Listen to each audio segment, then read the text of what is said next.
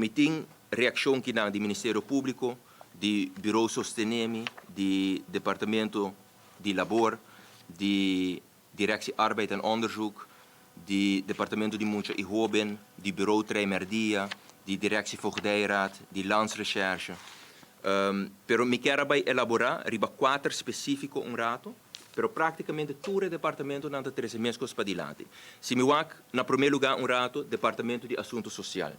Não está bisa especificamente com o que está mudança, como é ser vai tomar lugar aqui, para saca e personal, caminha não está a work de edifício na São Nicolás para edifício novo, e saílo por bem na peligro. Nanta papia também de trajeto que nanta bezig a work para o que está a certificação de ISO, também lo 13 é certificação aqui na peligro. Specificamente een vermindering van de middelen kan de naleving van deze normen in gevaar brengen en de werkomstandigheden negatief beïnvloeden.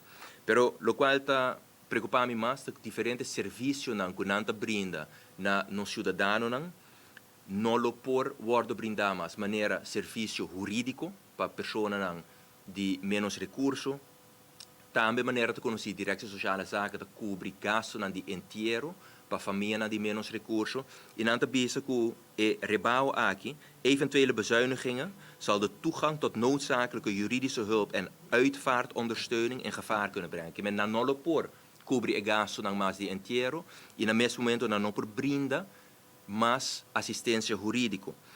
Pero ook importante também é buitenlandse medische zorg. Nanta paga também ora personas de menos recursos tindi bij afo para medische zorg. Se AZV não te cobre essa aqui, por exemplo, então inkorting ding essa aqui, também lo 13 essa aqui na peligro.